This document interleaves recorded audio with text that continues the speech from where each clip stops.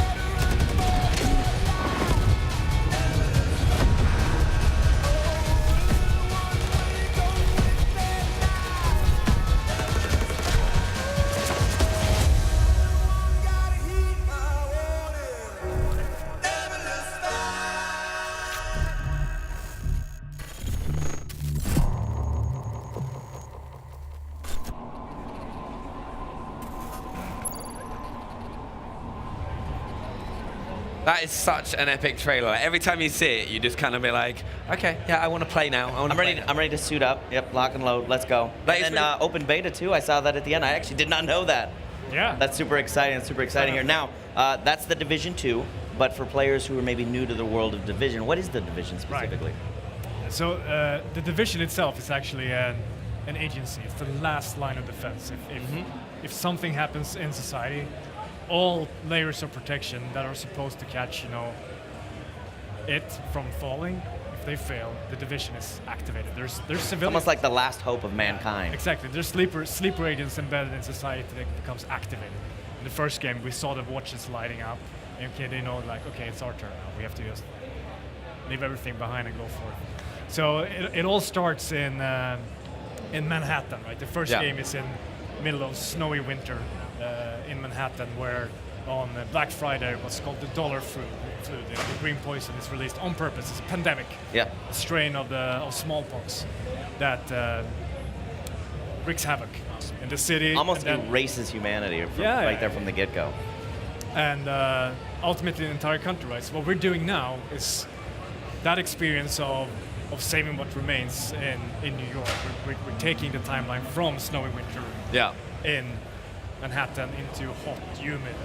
If you've been to DC in the summer, you know it's warm. To DC, right, where you're coming in from the outside to figure out how this of all places also fell. How do we set up division operations here? It's earlier in the process as well, isn't it? So it hasn't been as established. So in Manhattan in the first game, all the kind of groups have already been established and set, and it was kind of go in there to try and regain control. Right. This is it's breaking down. No, it's in many ways more established. A big part of the game is the civilians. Yeah. And this time around, they've been surviving as best they can in DC for over half a year. So they've banded together in settlements and communities, and for you, that's part of the adventure stepping into the game, right? Is to figure, okay, where are these guys, and how can I help them to rebuild? And part of that is another big part of the game, which is the enemy factions that have taken hold of the city and the world at large, right? That you have to help fight back. Yeah, because the virus isn't just the enemy. The humans, almost humankind is the enemy. And in the first one, I know the virus is just torn through pretty much the entire world. It's wasted. There's still those hot zones. And I believe in Division 2 now, the virus is a little bit kind of waning a little bit now, but literally humanity doesn't even exist almost. And I love when you guys first showed it in the briefing, the trailer. Like you started, there's that little girl. She's like basically in like an encampment, feels a little bit safe. But then as you start to pan out, things start to get a little seedier, a little more dangerous. Like someone's getting like mugged and beat up until you get all the way to the point where everything is just in chaos. There might be these small pockets of humanity left that you're kind of fighting to keep alive. Yeah. And I mean, absolutely, parts of humanity is the enemy in the game, but it's also fundamentally a game about hope and unity. I think something that's really, really at the heart of the Division as a world and an experience is that it's these familiar places. Matt, that We're crash like, site is just ahead. how can this happen here? It happened, and taking a place like New York and DC and transforming it. But there's hope. Yeah. Everything is not, down the drain. I think we need to get and talk into the game about the gameplay, because we have this amazing demo at E3, which I was very fortunate enough to play yesterday, and I came out there with this huge grin on my face because it's as well, playing the trailer, you kind of notice bits from the game demo, so it's going to be brought together. Biggest thing for me was specializations. Right. I had the crossbow, and it was a game changer. Can you tell us a bit more about those? Absolutely. So, kind of just to set the framework, the Division, for those of you who don't know, is an online open world game. Yep. Married to a shooter RPG, right? So, having this progression, this power climb through the game as you go through the campaign and the world at large, also means that you're building capabilities. You're getting new skills, you're getting gear and equipment that synergizes in different ways, just within your own playstyle, but also with other people when you're playing together. Specializations is our way of taking this to the next level, sitting on top of this toolbox you've been building up at the start of Endgame. Yeah. So when you're jumping into Endgame, you get the first choice is, okay, you're gonna pick a specialization to really complete your playstyle. Number one, which signature weapon do you want? You went for the crossbow? I'd say I got the crossbow, so it worked like a dream, because the big guy that you see come out. It's he takes a lot of punishment, and I was collecting it because at the start of the demo you don't have any specialization ammo, so I kind of went through, collected it, hoarded it for the last bit of the game, and then pretty much just started taking people off and then taking the area around them out as well, which has worked really nicely. But there was also a grenade launcher and then a 50 cal sniper rifle. Sounds like I need to get my hands on the demo. Maybe I use my credentials and skip the line. It is the mixer. We'll He's with me. there, I like it. Now, you guys chose a wonderful setting here, a beautiful city, DC. What inspired you guys to move from Manhattan to DC? It's many things. It's like, how do you top Manhattan? Manhattan is so iconic in so many ways. DC is, if not as iconic, maybe even more in some ways, right? And it has a lot of symbolic value, of course, in the world of the Division as well, not least because the headquarters of the agency is there. Yeah. And you get called, you get a distress signal. That's how it kind of, all the agents from around the country go to DC, where it's basically, oh shit, something's wrong. Yeah. On top of that, DC is a place, for people who haven't been there, that's filled with so much contrast and variety, which is, for us, raw opportunity in terms of just the wonder of going through an open world in steps, right, and having contrast in the different biomes, but also gameplay-wise, having wide open spaces like the mall with full 360 approaches to things like the control point that we see in the demo. It's very different from narrow. It applies for different gameplay, because in New York, in Manhattan, it was very tight, and some of those. I mean, they had their widescape areas, but you're in the thick of downtown. Versus now, you have DC is a more spread out city. But it was also incredible in terms of your tactics that you kind of started employing, because you'd have someone go up on top of the plane, and then you'd then be constantly paranoid about what was behind you. Because when you're in those really tight buildings, which is really fun to go through, more close quarters weapons, it just kind of makes you start thinking about everything going around, and if you're going to get shot from behind, because there is some parts of the demo that have got these large open areas, and it required you to work with your teammates more. Yeah. So I'm glad you say that, because that's really it, right? And when we can really embrace an open space like that, we can build these layers of tactical opportunity just in positioning and how you want to play your play style, which is it's really what it's all about. How do you want to play the Division? We're widening your toolbox. Yeah. In terms of skills and everything. It gives it a more personalized experience though when you do that, because they can choose which path they want to go and which customization they want to kind of really rally behind. Yeah, which was also because I think talking about kind of expanding like the tactics and stuff, I think a lot of people from the conference got extremely excited when you mentioned raids. Yeah. Like because 8-man raids, right? Yeah. I remember right. Oh. Like, which is going to be amazing because you're obviously going to come and have more difficult challenges. Can you tell us like anything? And I've tried my luck at every single person can you tell us anything? Your PR's not here. Your PR's not here. Yeah, well, of course. First of all, like, we're super excited too, not just as devs, back home, but as gamers to really dig into what can we do with 8 people. Because that number is exciting with all the different dynamics of having groups work together, splitting up, etc. And what we want to do with the raids is to really give players not just the ultimate challenge in endgame, but how is that challenge delivered, right? We want it to be a really bespoke, unique experience and activity that you have to figure out and learn in steps, so that it's more than just the enemies in front of you, right? And the obvious. It's not just got more enemies. Don't have to have more health, more things. There's more to those raids. I'm really looking forward to that. But will we also be seeing any new factions in the Division 2? All the factions in the game are new for the Division 2. Right? Oh wow! Yeah. So we're gonna of course reveal more about the factions moving forward in time now, but. The True Sons that are figured in the demo is one of them, but we really want to connect the factions to the place you're in. Yeah. So like how do they relate to Washington D.C. and its surrounding areas, and also make sure that of course that we apply all the learnings and improvements of the combat. Yeah. Not least the shooting experience to all the factions in the Division 2. So we have this wide range of not just archetypes within factions, but also clearly contrasting factions in their strengths and weaknesses and how they approach you as a threat to them. I love that it can affect each other, and then you can have the different, almost like the different dynamics between the two factions. I like that. Now, favorite of mine from Division 1 was, of course, the Dark Zone. Will we be seeing the Dark Zone in Division 2?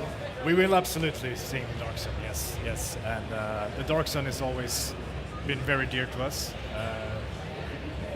We acknowledge that it wasn't a pain-free experience for everyone. I mean, it had its little infant diseases, and but it's been at the same time such a pleasure to just improve it and refine it over the years. Yeah, 1.7, 1.8, those kind of patches really made a huge difference. Like after 1.8, I dove right back in, and like another 40 hours of my life gone, like awesome. instantly. That's exactly what we want. We want to jump up from where we are today and really take the Dark Zone experience to its next natural evolution, but keeping that core thrill very much intact. So one of the reasons, like, I love I'm one of the most competitive players going. Like, I love rushing into things like the Dark Zone. One, because you're going to get some really good rewards if you're there long enough, and you kind of you play that loot. Yeah, you play it right. It's important. And we've talked a bit about end game and kind of progression. What kind of different systems are there in place in the Division 2 for you progressing? So, because I went through the menus when I was playing the demo, and you've got like all the different customization options for your weapons. Yeah. What extra bits and pieces are players going to have? In terms of customization and progression systems, I mean, there's going to be a lot of things that are familiar but fresh from the first game. Of course, I mean, we've refined and reworked the gear game, the RPG, like the ticking heart as well. So that's going to be a fresh experience, just going through the steady progression of more advanced and more powerful gear and how it synergizes with other parts of your toolbox. The skills, you're going to be unlocking a slew of new skills and some golden oldies reimagined with mods to them, of course, right? Some of the skills are amazing. Like you'll have seen them in the trailer when you watched it. Like the one which kind of the drones really cool, and also like the seeker grenade as well that you put on the floor. Oh, I didn't know that. Wait, have you not seen that? You put it on the floor and then it'll pop. So on your HUD it'll pop up. Yep. And then you can kind of place it, then press right bumper, and then your drone will go off and do it. So you can almost like set little traps. I love that. You can have a little bait and switch there before an engagement. I love the hive. If you play with the hive, the thing that kind of area denies. Is that all where all the rockets come out? Exactly, because another thing that we applied much more consistently throughout almost all the enemy archetypes is the weak points. Remember the tanks? Yes. But now it's more than things that just go pop and boom. It's really associated with the enemy's special ability, in the sense you can have that intuitive connection to this medic guy. It's also a new thing. It actually revives and brings enemies back into the fight. If I take out his pack, he loses that ability. But it also creates, a field of electricity that stuns him and anything behind him, and the hive targets these weak points. So like when you can manage to trigger this chain reactions, throwing in a hive. I was gonna say, it sounds like you seamlessly stitch that together. Next to Grenadier, popping his grenade bag, taking out the weak point on the heavy, the tank. Yeah. Chipping off the destructible armor. Yeah. It's really, really cool. It sounds like you pretty much can feel like an ultimate badass in that sense there. I love that, almost like your own little action movie. Now, I know we talked about raids, obviously very excited about that, and I can't wait for you guys to reveal more. Now, currently, with your current characters, are those going to transition to Division 2, or are you going to have a new character creation model?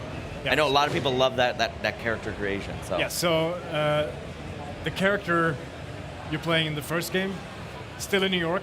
Yep. Doing thing. I mean, so there's no direct transfer of character or direct transfer of your progress. Yeah. We want that, stepping into DC for the first time. You've been in the field. You're coming in from the outside for 6-7 months. You're warden tour. You have to rebuild yourself, and having that journey. The character creation this time around is also something we're investing more in. So you will be able to customize your character in a lot more ways. Yeah. But then I think today, actually, we go live with the shields. I was literally just thinking about this because I spoke to Julian about it on Inside Xbox. I was really excited about it because it's another reason to hop in right now onto the Division. Yeah. And if you haven't played it, it's a good excuse to kind of get yourself ready for Division 2. Can you tell us a little bit more about the Shields program? Yeah, so the Shields is a way for us to inject activity goals. It's feats essentially, right? Yeah. Range from very hardcore to less so. Yes. That will reward you in the Division, the first game, but also transfer rewards into Division 2 as you complete these shields as well. Yeah. I love that. You guys are paying, people have dumped hours and hours into their content, into their player, into the, customization of the first one. I like that there's still going to be some DNA that kind of threads through to Division 2. Now, this isn't up there, but I'm actually naturally curious. Have we talked about, or have you guys shared how much time has passed between between Division 1 and Division 2? Yeah, it's roughly 7 months. Okay, interesting. Okay, so almost a year's passed. Interesting. I'm very curious to get right into it as soon as it's ready. We will have to wait to find that out. Yes. Thank you very much for coming and talking so to us as well. But we have more Ubisoft titles to go, so let's get back to the floor while we get ready.